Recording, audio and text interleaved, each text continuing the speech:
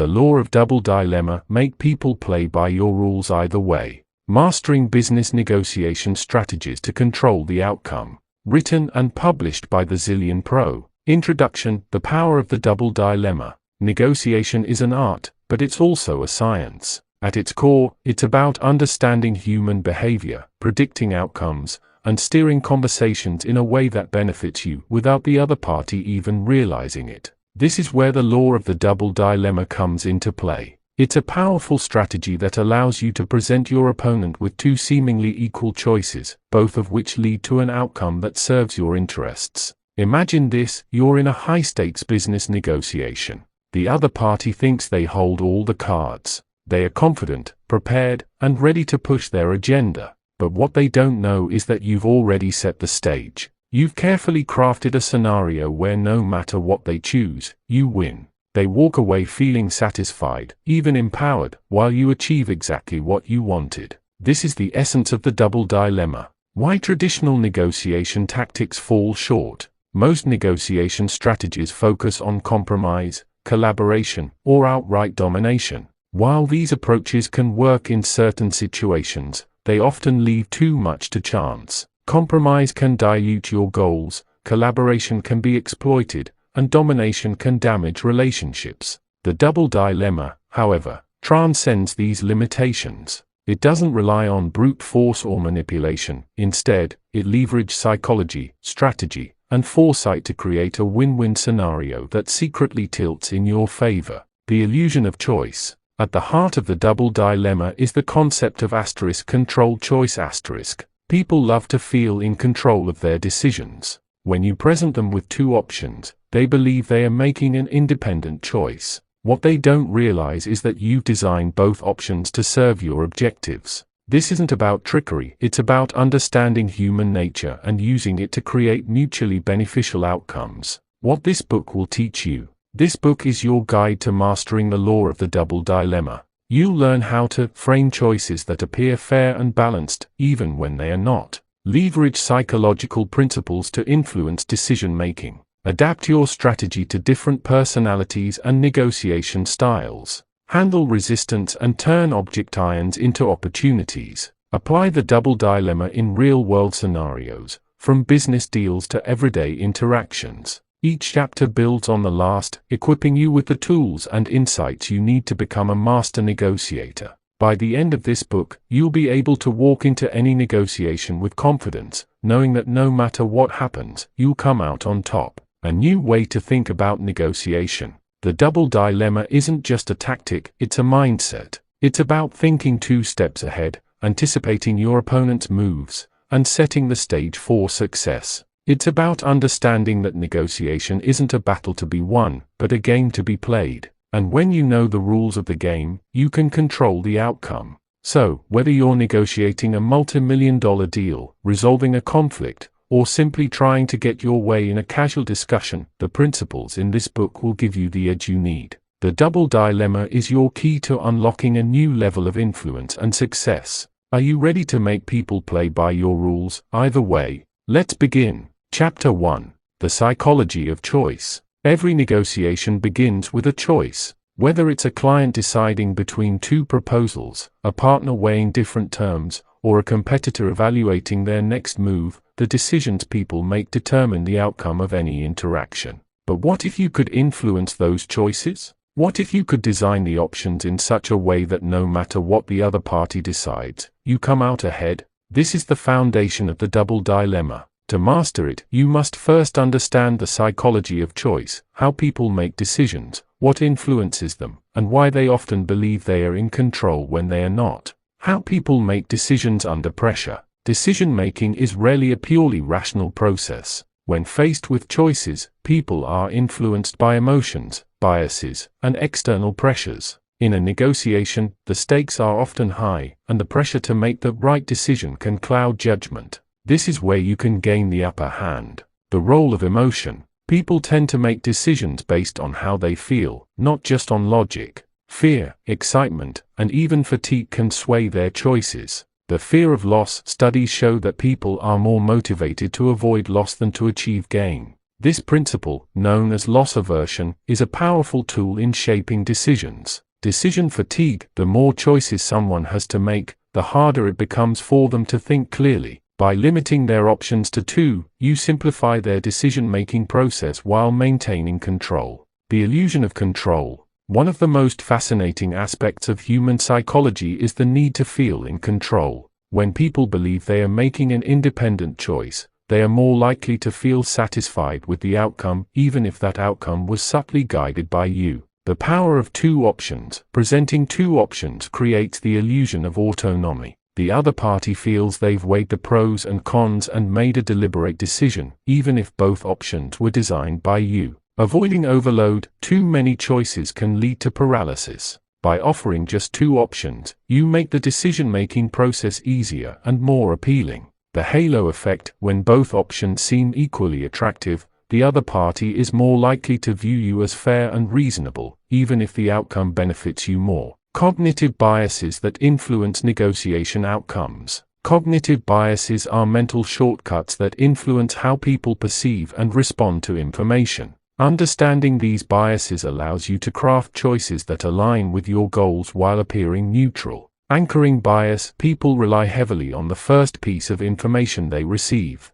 By setting the initial terms or options, you can anchor the negotiation in your favor. Confirmation bias: people tend to favor information that confirms their existing beliefs. By framing your options in a way that aligns with their values or goals, you can steer them toward your desired outcome. The decoy effect: introducing a less attractive option can make your preferred choice seem more appealing. This subtle tactic can guide decisions without overt manipulation. Crafting choices that steer decisions in your favor. The key to the double dilemma lies in how you present your options. Both choices should be carefully designed to lead to your desired outcome, but they must also appear distinct and appealing to the other party. Balancing risk and reward: each option should offer a mix of benefits and trade-offs, but the trade-offs should be ones you're willing to accept. Aligning with their goals: frame your options in a way that resonates with the other party's priorities. If they feel their needs are being met, they are more likely to choose one of your options.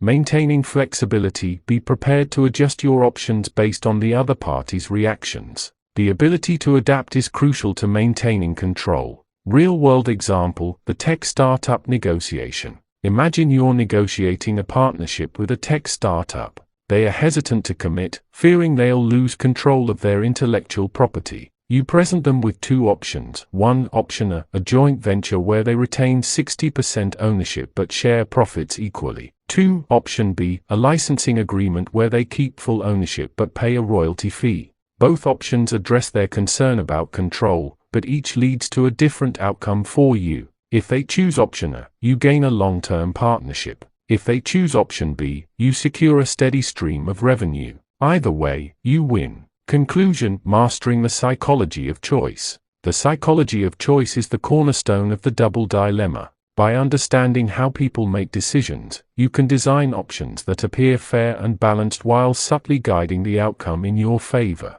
This isn't about manipulation, it's about strategy, foresight, and a deep understanding of human behavior. In the next chapter, we'll dive deeper into the art of framing the dilemma, how to present your options in a way that maximizes their appeal and ensures your success. But first, take a moment to reflect on the choices you've faced in your own negotiations. How might you have approached them differently with the principles of the double dilemma in mind? Chapter 2: Framing the Dilemma. In the world of negotiation, perception is everything. How you present your options can make the difference between a successful outcome and a missed opportunity. This is where framing comes into play. Framing is the art of shaping how choices are perceived, and it's the key to setting up a double dilemma that works in your favor. When done correctly, framing ensures that both options you present appear attractive, fair, and balanced, even if they are carefully designed to serve your interests. This chapter will teach you how to frame your dilemma effectively, so your opponent feels empowered by their choice while you achieve your desired outcome.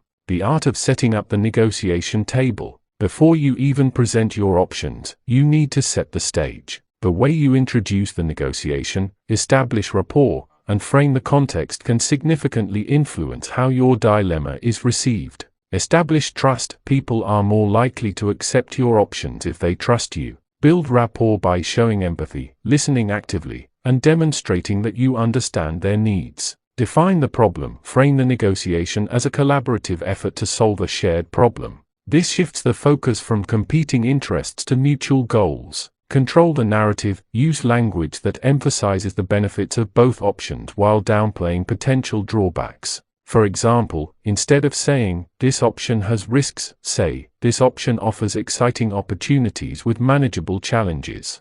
How to present options that seem equally appealing. The success of the double dilemma hinges on your ability to make both options appear equally attractive. This requires careful planning and a deep understanding of what the other party values. Highlight shared benefits. Emphasize how both options align with the other party's goals. For example, if they value flexibility, frame both options as offering different forms of flexibility. Balance trade-offs. Each option should have a mix of pros and cons, but the trade-offs should be ones you're willing to accept. For instance, one option might offer higher short-term gains, while the other provides long-term stability. Use visual aids, charts, graphs, or side-by-side comparisons can make your options appear more objective and well thought out. Avoiding obvious traps. Making your dilemma undetectable. The double dilemma only works if the other party doesn't realize they are being guided. If your framing is too obvious, they may feel manipulated and reject both options.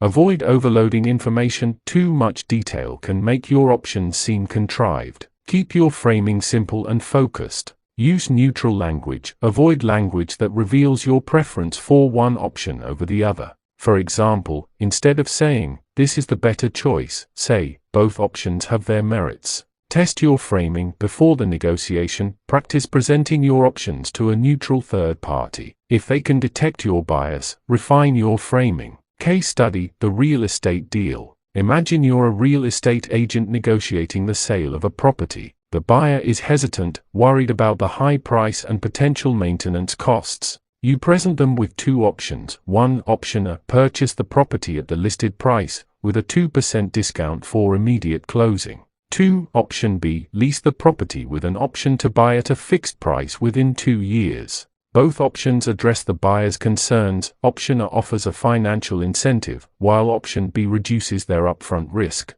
No matter which they choose, you achieve your goal, either a quick sale or a long-term commitment. Practical exercise: framing your own dilemma. To master the art of framing, try this exercise. 1. Identify a recent or upcoming negotiation where you want to influence the outcome. 2. Define your desired outcome and the other party's key concerns. 3. Craft two options that address their concerns while leading to your goal. 4. Practice framing these options in a way that makes them appear equally appealing. For example, if you're negotiating a salary increase, you might present your employer with two options. Option A: a higher base salary with a smaller annual bonus. Option B: a lower base salary with a larger performance-based bonus. Both options give your employer flexibility while ensuring you benefit financially. Conclusion: the power of strategic framing. Framing is the bridge between the psychology of choice and the execution of the double dilemma. By presenting your options in a way that resonates with the other party's values and goals, you can guide their decision-making without them even realizing it. In the next chapter, we'll explore the rule of two options, why two choices are more powerful than one or many, and how to design them for maximum impact. Remember, the double dilemma isn't about forcing people to choose, it's about giving them the illusion of choice while ensuring you win either way.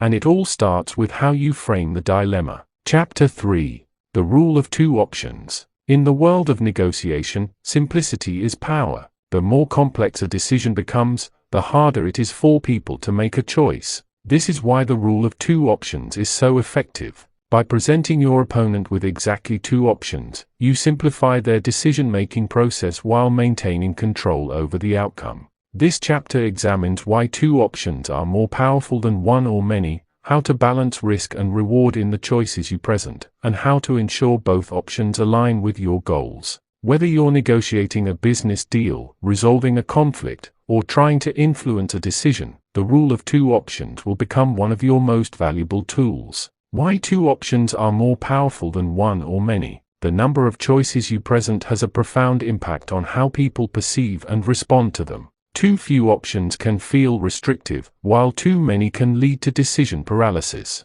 Two options, however, strike the perfect balance. The Goldilocks principle: two options are just right, not too few, not too many. They provide enough variety to feel like a real choice, but not so much that the decision becomes overwhelming. The illusion of autonomy: when people are given two options, they feel in control of their decision. This sense of autonomy makes them more likely to commit to their choice. Easier to compare: two options are easier to compare than three or more. This simplifies the decision-making process and reduces the risk of the other party overthinking or second-guessing. Balancing risk and reward in the choices you present. For the rule of two options to work, both choices must be carefully designed to balance risk and reward. Each option should offer a mix of benefits and trade-offs, but the trade-offs should be ones you're willing to accept. Option A: high reward, moderate risk. This option should appeal to those who are willing to take calculated risks for greater rewards.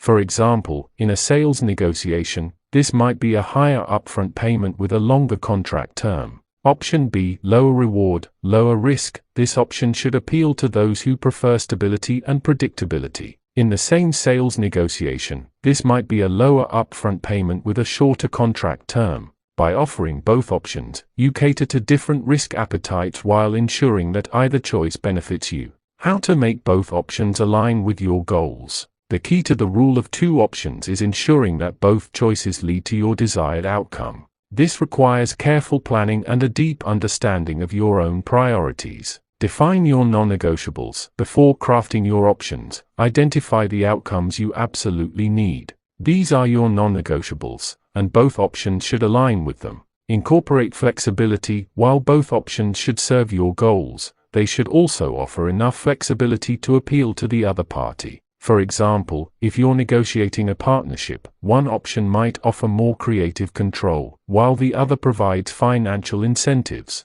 Test your options. Before presenting your options, test them with a neutral third party. Do they appear fair and balanced? Do they both lead to your desired outcome? If not, refine them until they do. Practical exercise: designing a double dilemma for a real-world scenario. To master the rule of two options, try this exercise. 1. Identify a real-world negotiation scenario, either from your past or one you anticipate in the future. 2. Define your desired outcome and the other party's key concerns. 3. Craft two options that address their concerns while aligning with your goals. 4. Practice presenting these options in a way that makes them appear equally appealing. For example, if you're negotiating a job offer, you might present your employer with two options. Option A: a higher salary with fewer benefits. Option B: a lower salary with comprehensive benefits, including health insurance and retirement contributions. Both options address your financial needs while giving your employer flexibility in how they compensate you.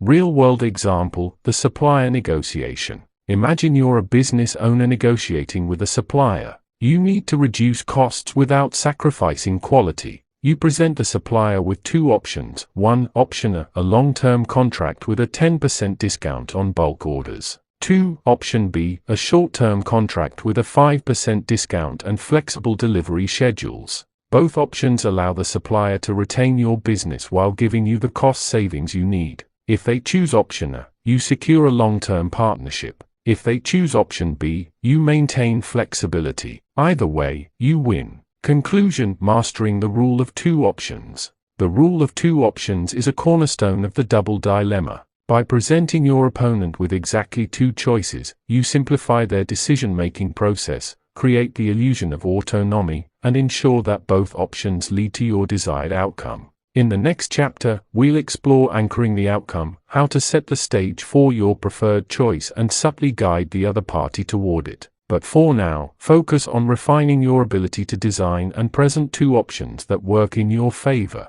Chapter 4: Anchoring the Outcome. In any negotiation, the first move often sets the tone for everything that follows. This is the principle of anchoring, the psychological tendency to rely heavily on the first piece of information offered, that anchor, when making decisions. When used strategically, anchoring can subtly guide the other party toward your desired outcome, even before you present your double dilemma. This chapter explores how to use anchoring to your advantage, how to set the stage for your preferred choice, and how to ensure the other party perceives your options as fair and reasonable. By mastering the art of anchoring, you'll gain a powerful tool for controlling the direction and outcome of any negotiation. What is anchoring and why does it work? Anchoring is a cognitive bias that influences how people evaluate information. When an initial value or idea is introduced, it serves as a reference point for all subsequent decisions. This bias is so strong that even arbitrary or irrelevant anchors can sway judgment.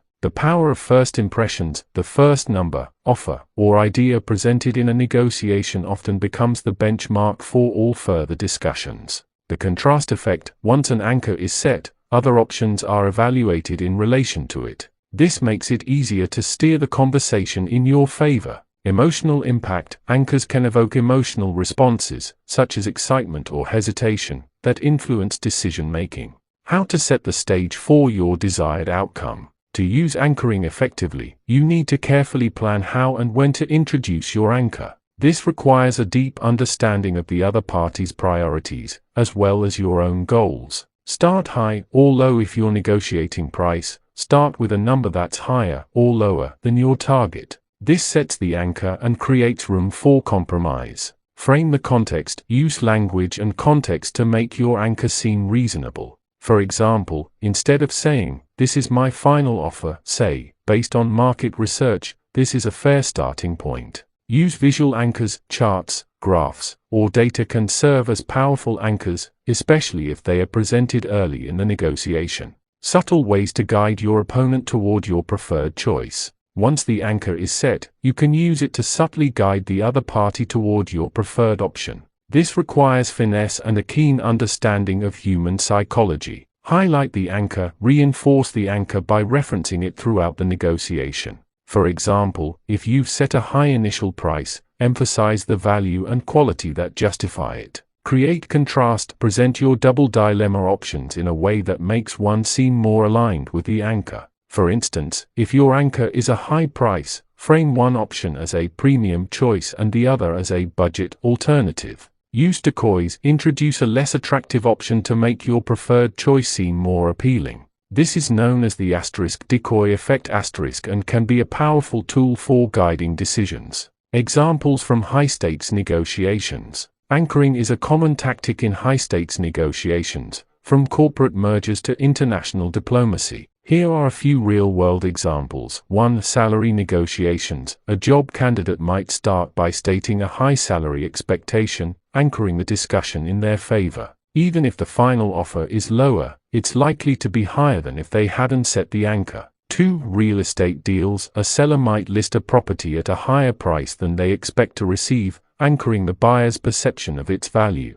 3. Business partnerships. A company might propose a high initial investment as an anchor, making subsequent offers seem more reasonable. Practical exercise: setting your own anchor. To master the art of anchoring, try this exercise. 1. Identify an upcoming negotiation where you want to influence the outcome. 2. Determine your desired outcome and the other party's key concerns. 3. Craft an anchor that aligns with your goals and seems reasonable to the other party. 4. Practice introducing the anchor in a way that feels natural and persuasive. For example, if you're negotiating a contract with a client, you might start by proposing a higher fee for additional services. This sets an anchor that makes your standard fee seem more reasonable. Conclusion: the strategic power of anchoring. Anchoring is a subtle yet powerful tool for controlling the direction and outcome of any negotiation. By setting the stage with a well-placed anchor, you can guide the other party toward your preferred choice, even before you present your double dilemma.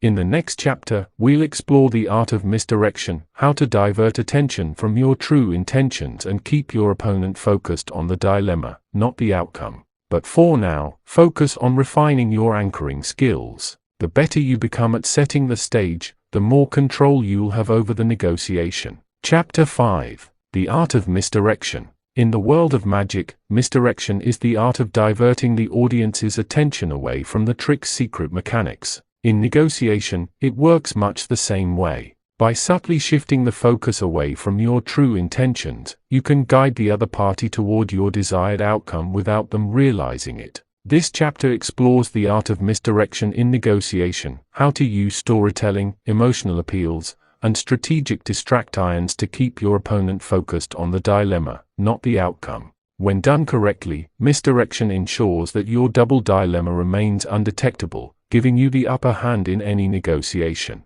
Diverting attention from your true intentions. The key to effective misdirection is understanding what the other party values and fears. By aligning your distractions with their priorities, you can keep them engaged in the process while subtly steering them toward your goals. Focus on their concerns, highlight issues that matter to them, such as cost, quality, or timelines. This keeps their attention on solving their own problems, not uncovering your strategy. Use red herrings, introduce irrelevant but compelling information to distract from your true intentions. For example, if you're negotiating a contract, you might emphasize a minor clause to divert attention from a more significant term. Create urgency, emphasize time-sensitive issues to keep the other party focused on immediate decisions rather than long-term implications. Using storytelling and emotional appeals to mask your strategy. Storytelling is one of the most powerful tools in a negotiator's arsenal. A well-crafted story can evoke emotions, build rapport,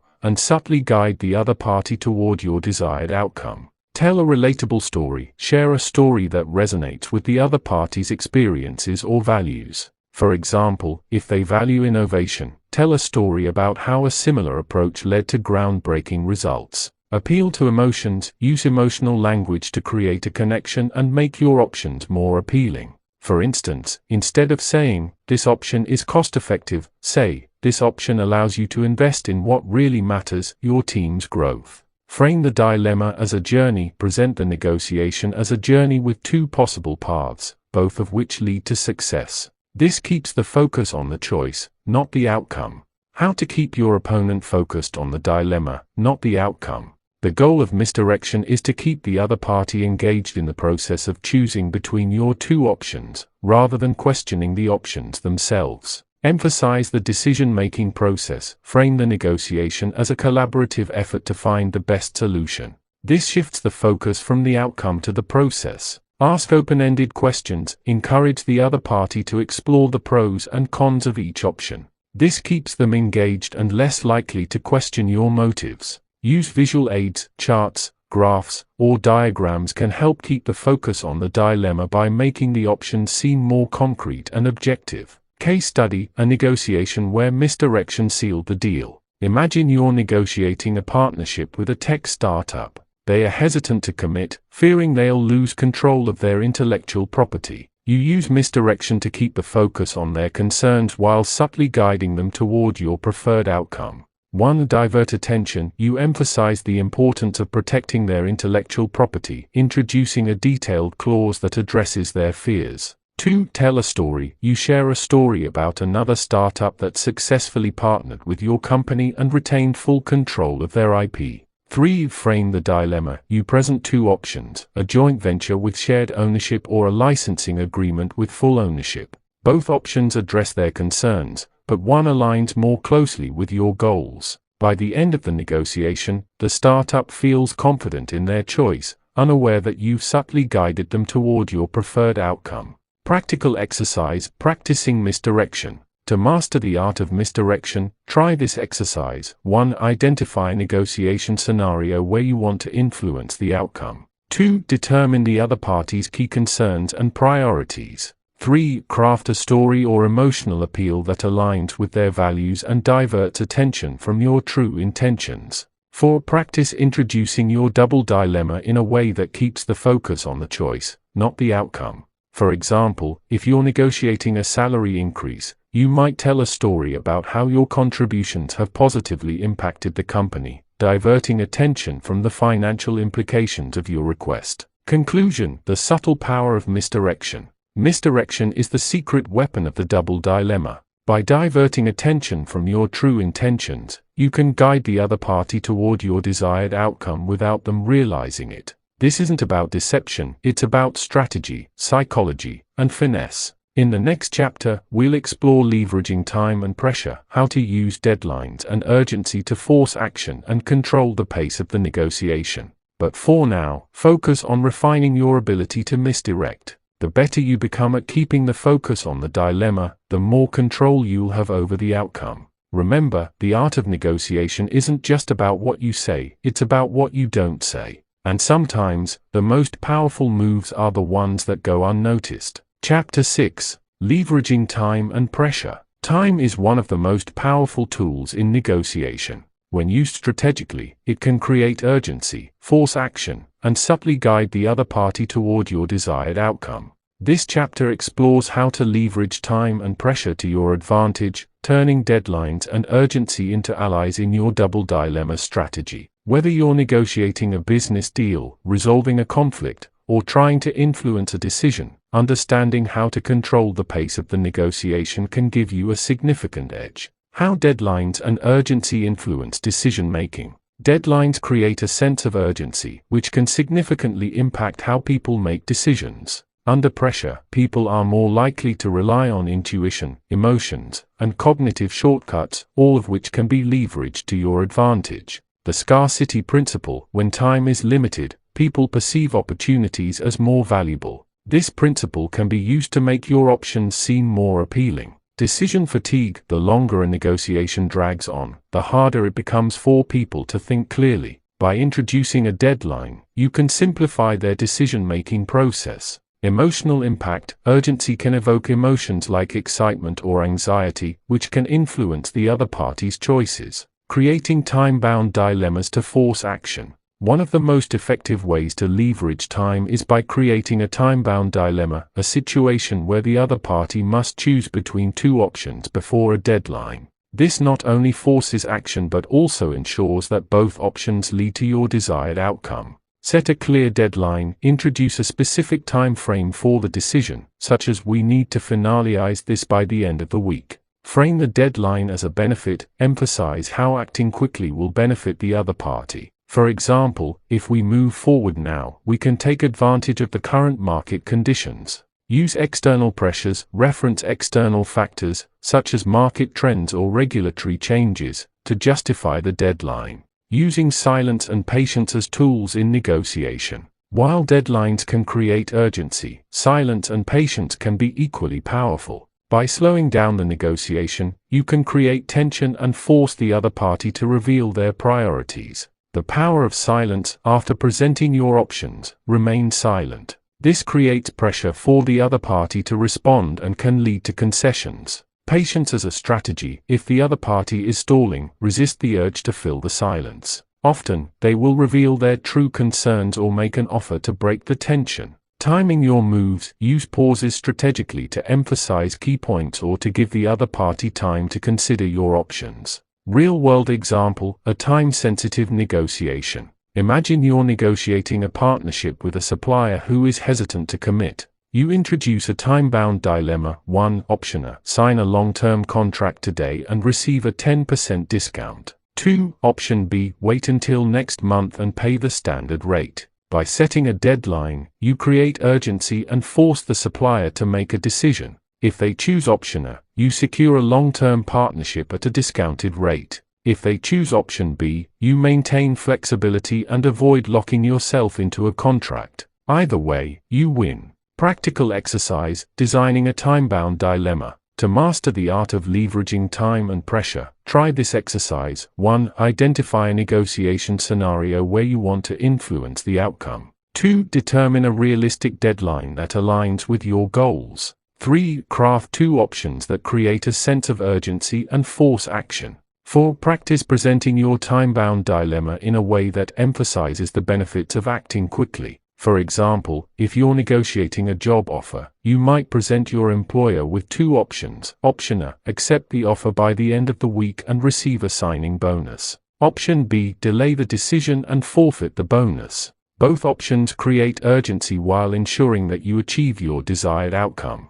Conclusion: the strategic use of time and pressure. Time is a negotiator's most valuable resource. By leveraging deadlines, urgency, and patience, you can control the pace of the negotiation and guide the other party toward your desired outcome. Whether you're creating a time-bound dilemma or using silence as a tool, the strategic use of time and pressure can give you a significant edge. In the next chapter, we'll explore ethical considerations, how to use the double dilemma ethically and responsibly while maintaining long-term relationships. Remember, the double dilemma isn't just about the options you present, it's about how you frame the entire process. And sometimes, the most powerful moves are the ones that happen in the silence between words. Chapter 7: Ethical Considerations. The double dilemma is a powerful strategy, but with great power comes great responsibility. While it can help you achieve your goals and control the outcome of negotiations, it's essential to use it ethically and responsibly. This chapter explores the ethical considerations of the double dilemma, helping you navigate the fine line between strategy and manipulation while maintaining trust and long-term relationships. The fine line between strategy and manipulation. At its core, the double dilemma is about influencing decisions, not coercing them. However, the line between influence and manipulation can sometimes blur. Understanding this distinction is crucial to using the double dilemma ethically. Influence versus manipulation. Influence is about guiding decisions through transparency and mutual benefit, while manipulation involves deceit or coercion. The double dilemma should always aim to create win-win scenarios, not exploit the other party. Transparency. Be clear about your intentions and the benefits of both options. Avoid hiding critical information or using deceptive tactics. Respect autonomy. The other party should feel empowered by their choice, not trapped or deceived. Ensuring long-term relationships while achieving short-term goals. One of the biggest risks of using the double dilemma is damaging long-term relationships for short-term gains. To avoid this, you must balance your immediate goals with the need to maintain trust and goodwill. Focus on mutual benefit. Frame your options in a way that benefits both parties, even if one option aligns more closely with your goals. Build trust. Demonstrate integrity and reliability throughout the negotiation process. This builds a foundation for future collaboration. Avoid burnout. Don't overuse the double dilemma. If every interaction feels like a strategic ploy, the other party may become wary or resentful. How to use the double dilemma ethically and responsibly. Using the double dilemma ethically requires a commitment to fairness, transparency, and respect. Here are some guidelines to ensure you stay on the right side of the line. 1. Be honest about your goals. Clearly communicate what you hope to achieve and why. This builds trust and reduces the risk of misunderstandings. 2. Offer genuine choices. Both options should be viable and beneficial, even if one is more advantageous to you. Avoid creating false dilemmas or misleading options. 3. Respect the other party's needs. Take the time to understand their priorities and concerns. This ensures your options address their needs while aligning with your goals. 4. Avoid exploitation. Never use the double dilemma to take advantage of someone's vulnerabilities or lack of knowledge. Case study: an ethical double dilemma in action. Imagine you're negotiating a contract with a vendor. You want to secure a long-term partnership, but the vendor is hesitant to commit. You present them with two options. 1. Option A, a 3-year contract with a 10% discount on bulk orders. 2. Option B, a 1-year contract with a 5% discount and flexible terms. Both options are fair and address the vendor's concerns about flexibility and cash flow. You're transparent about your goal of building a long-term relationship, and you emphasize the benefits of both options. By using the double dilemma ethically, you secure a favorable outcome while maintaining trust and goodwill. Practical exercise: evaluating ethical boundaries. To ensure you're using the double dilemma ethically, try this exercise. 1. Identify a recent or upcoming negotiation where you plan to use the double dilemma. 2. Evaluate your options. Are they genuinely beneficial to both parties? Are you being transparent about your goals? 3. Consider the long-term impact. How will this negotiation affect your relationship with the other party? 4. Refine your approach. Adjust your options or framing to ensure they align with ethical principles. For example, if you're negotiating a salary increase, you might present your employer with two options. Option A, a higher base salary with a smaller annual bonus. Option B, a lower base salary with a larger performance-based bonus. Both options are fair and transparent, and they allow your employer to choose the structure that works best for them. Conclusion: the importance of ethical negotiation. The double dilemma is a powerful tool, but it must be used with care and integrity. By focusing on mutual benefit, transparency, and respect, you can achieve your goals while maintaining trust and long-term relationships. In the next chapter, we'll explore adapting to different personalities, how to tailor your double dilemma to different negotiation styles and personalities. But for now, take a moment to reflect on your own ethical boundaries. How can you ensure that your use of the double dilemma is both effective and responsible? Chapter 8. Adapting to different personalities. No two negotiators are the same. Some are aggressive and assertive, while others are passive and analytical. Some prioritize relationships, while others focus solely on results. To master the double dilemma, you must learn to adapt your approach to different personalities and negotiation styles. This chapter explores how to identify and respond to various personality types, tailoring your double dilemma to maximize its effectiveness. By understanding the unique motivations and behaviors of your opponents, you can craft options that resonate with their priorities and guide them toward your desired outcome. Tailoring your dilemma to different negotiation styles. People approach negotiations in different ways, and understanding these styles is key to adapting your strategy. Here are 4 common negotiation styles and how to tailor your double dilemma to each. 1. The competitor, aggressive and assertive. Characteristics: competitors are focused on winning and often prioritize results over relationships. They can be confrontational and may try to dominate the conversation.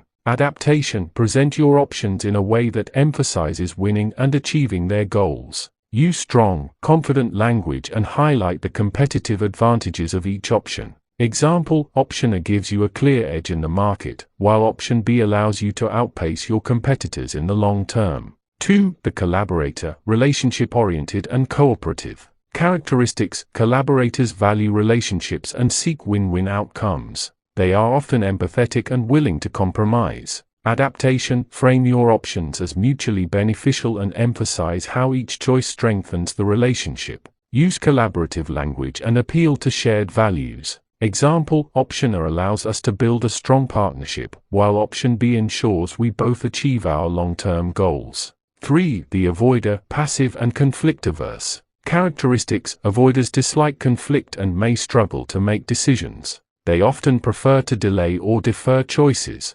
Adaptation: simplify your options and reduce the perceived risk of each choice. Use reassuring language and provide clear, step-by-step guidance. Example: Option A is a low-risk way to move forward, while Option B gives us flexibility to adjust as needed.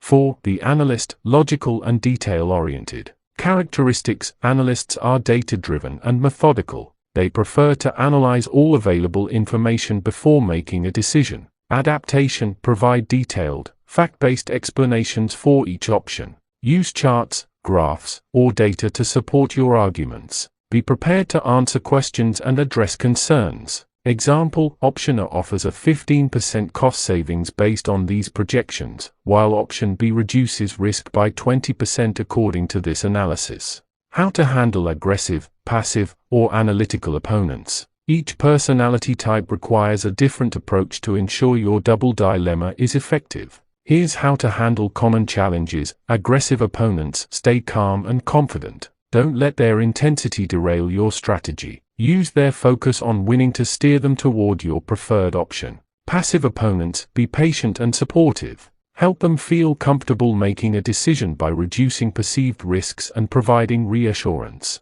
Analytical opponents: be thorough and precise. Anticipate their questions and provide detailed information to address their concerns. Adjusting your approach based on cultural and personality differences. Cultural and personality differences can significantly impact how your double dilemma is received. Here's how to adapt your approach. Cultural differences: research the cultural norms and values of the other party. For example, in some cultures, directness is valued, while in others, indirect communication is preferred. Personality differences: pay attention to verbal and nonverbal cues to gauge the other party's personality. Adjust your tone, language, and framing to match their style. Role-playing exercise: adapting to a difficult negotiator. To practice adapting your double dilemma, try this exercise. 1. Identify a challenging negotiation scenario, either from your past or one you anticipate in the future. 2. Determine the other party's personality type and negotiation style.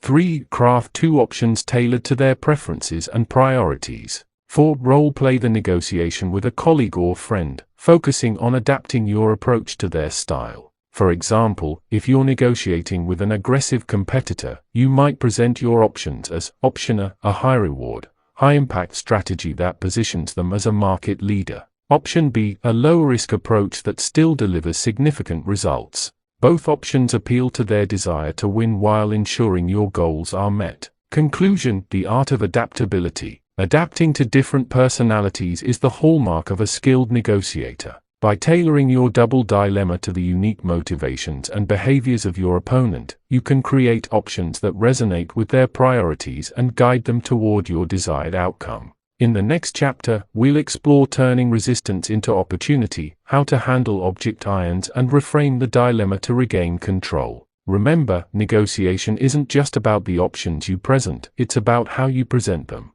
And sometimes, the most powerful move is the one that's tailored to the person across the table. Chapter 9. Turning resistance into opportunity. Even the most carefully crafted double dilemma can encounter resistance. The other party may reject both options, question your motives, or propose alternatives that don't align with your goals. But resistance doesn't have to derail your strategy. It can be an opportunity to refine your approach and strengthen your position. This chapter examines how to handle object irons, reframe the dilemma, and turn resistance into an advantage. By staying flexible and adaptive, you can maintain control of the negotiation and guide the other party toward your desired outcome. What to do when your opponent rejects both options. Rejection is a common challenge in negotiation, but it doesn't mean your double dilemma has failed. Instead, it's an opportunity to reassess and adjust your strategy. Stay calm and curious, don't react defensively. Instead, ask open-ended questions to understand their concerns.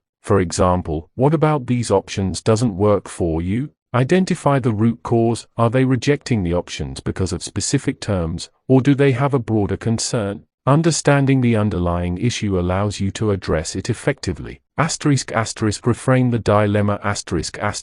Use their feedback to adjust your options or present them in a new light. For example, if they are concerned about risk, emphasize the safeguards in each option. How to reframe the dilemma to regain control. Reframing is the art of presenting the same information in a new way. When the other party resists your initial dilemma, reframing can help you regain control and steer the conversation back on track. Shift the focus, highlight different aspects of your options that align with their priorities. For example, if they are focused on cost, emphasize the financial benefits of each choice. Change the context, present your options in a new context that makes them more appealing. For instance, if they are hesitant about a long-term commitment, frame it as an opportunity for stability and growth. Use analogies or stories, relate your options to a familiar situation or success story. This can make them more relatable and persuasive. Using object irons as a way to strengthen your position.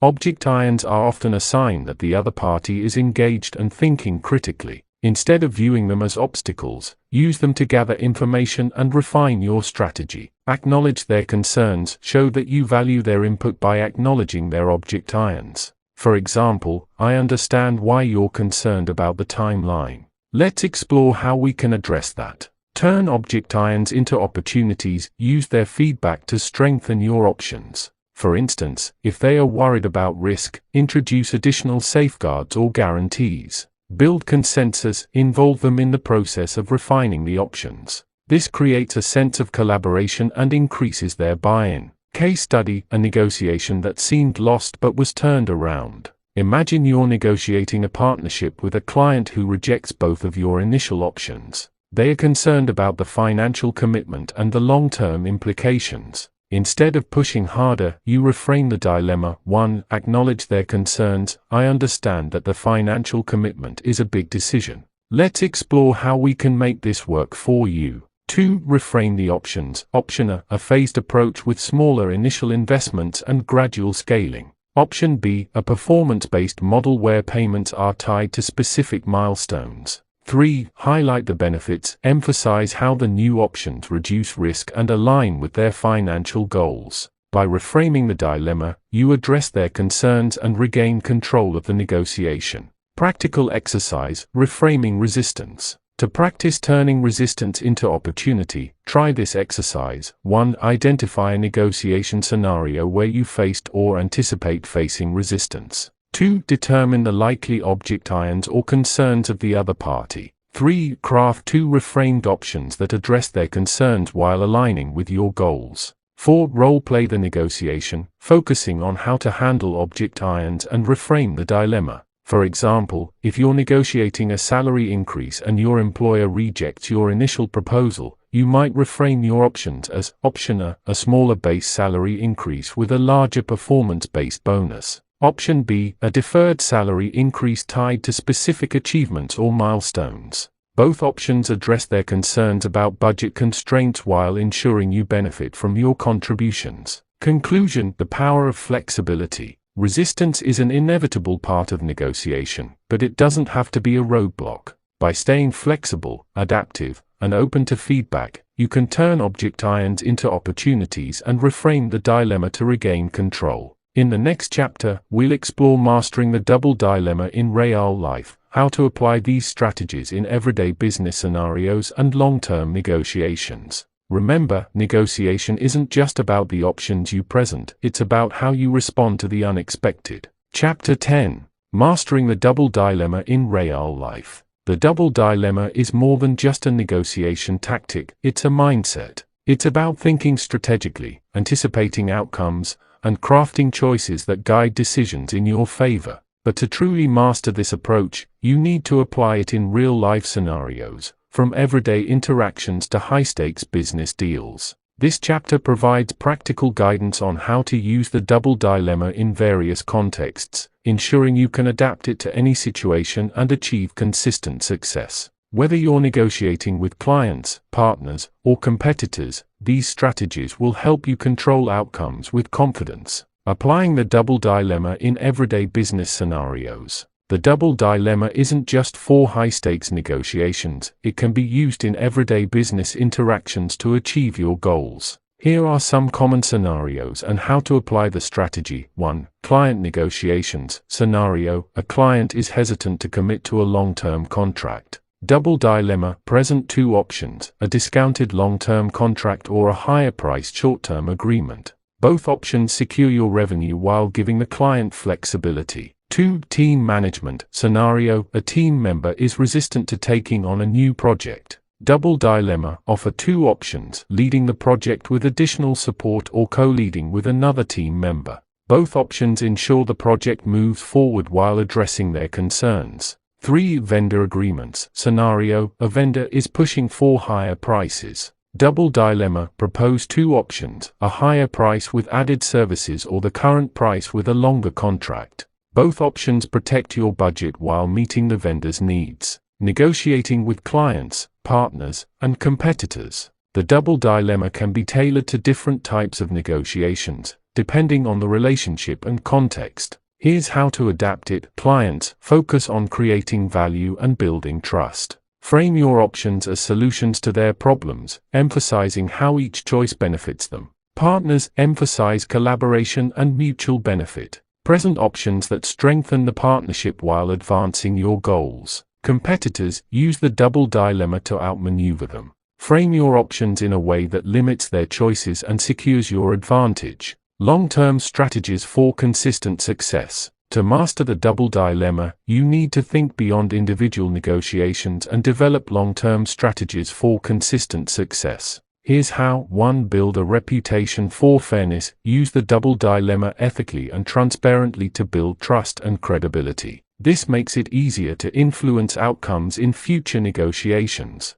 2. Anticipate trends and challenges. Stay ahead of the curve by anticipating changes in your industry or market. Use this knowledge to craft dilemmas that address emerging opportunities or risks. 3. Continuously refine your skills. Practice the double dilemma in low-stakes situations to build confidence and adaptability. Seek feedback and learn from each experience. Final exercise, creating your own double dilemma. To solidify your mastery of the double dilemma, try this exercise. 1. Identify an upcoming negotiation or decision-making scenario. 2. Define your desired outcome and the other party's key concerns. 3. Craft 2 options that address their concerns while aligning with your goals. 4. Practice presenting your dilemma, focusing on framing, adaptability, and handling object irons. For example, if you're negotiating a partnership with a startup, you might present these options. Option A, a joint venture with shared ownership and profits.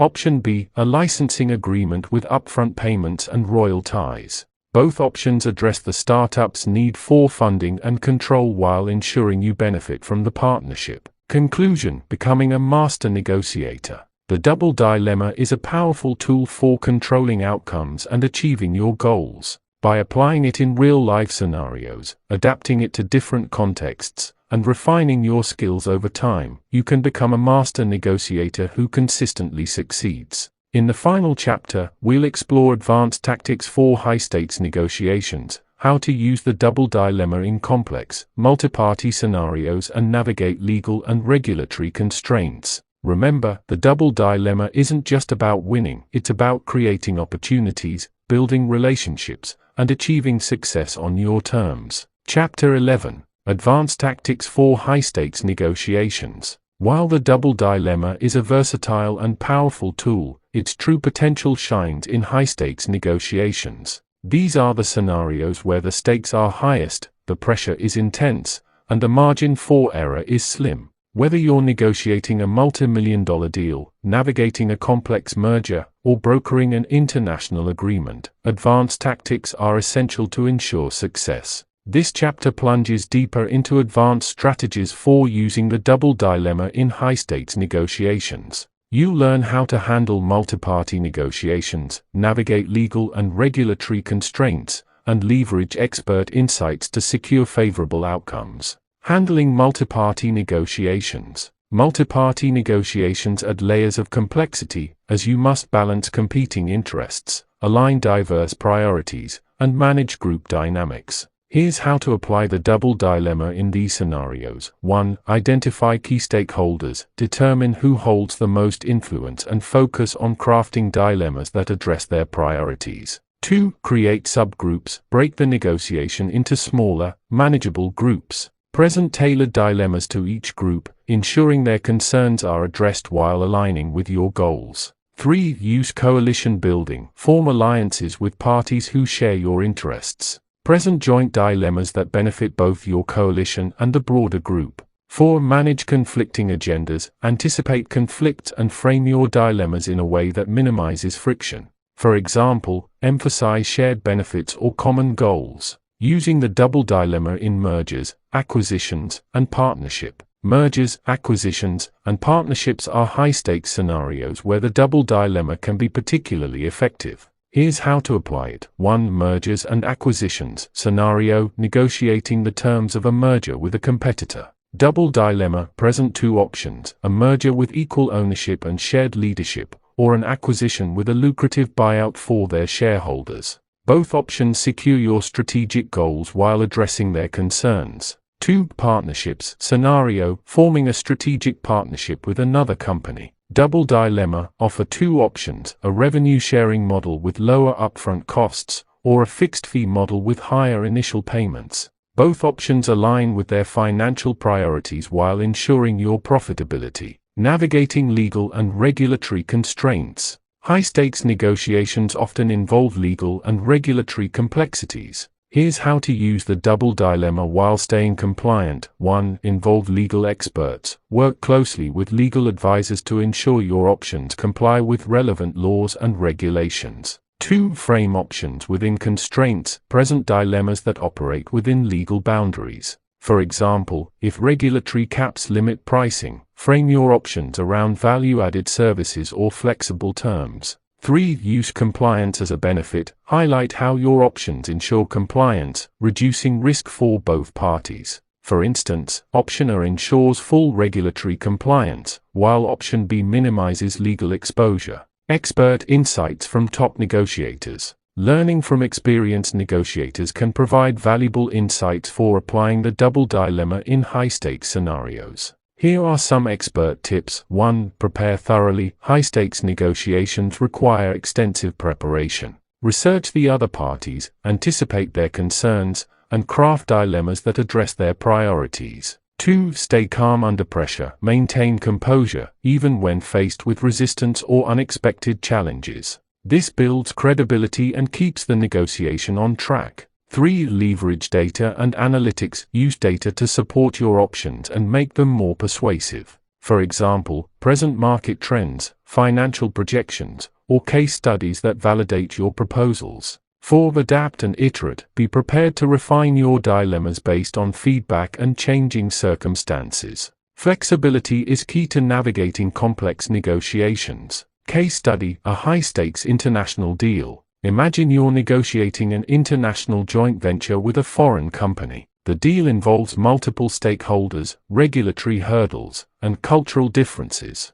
You use the double dilemma to simplify the process and secure a favorable outcome. 1. Identify stakeholders. You focus on the foreign company's executives, government regulators, and local partners. 2. Craft tailored dilemmas. For the executives, option A offers a 50-50 ownership split with shared profits, while option B provides a 60-40 split with a guaranteed minimum return.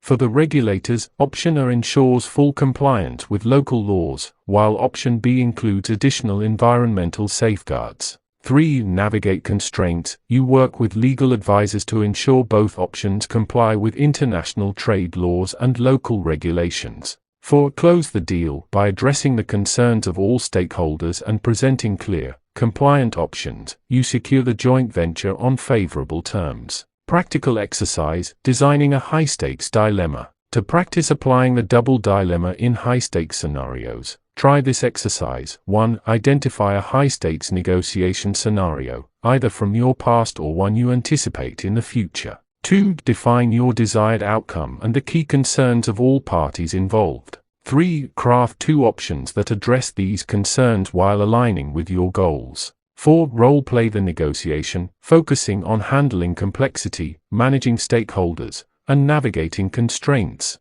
For example, if you're negotiating a major contract with a government agency, you might present these options. Option A fixed-price contract with strict performance guarantees. Option B, a cost-plus contract with shared risk and reward. Both options address the agency's need for accountability and cost control while ensuring your profitability. Conclusion: elevating your negotiation game. High-stakes negotiations are the ultimate test of your skills as a negotiator.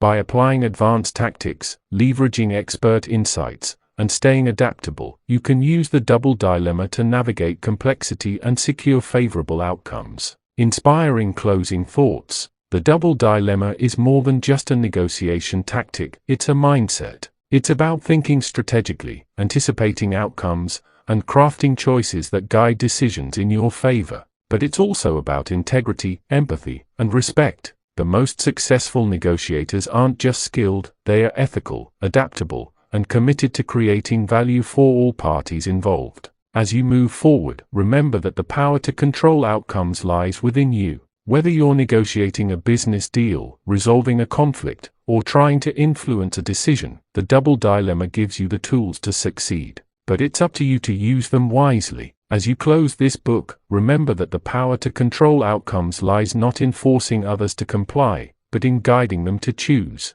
And when you master the art of the double dilemma, you'll find that people will play by your rules either way. Now, go forth and negotiate with confidence. The world is waiting for your next move.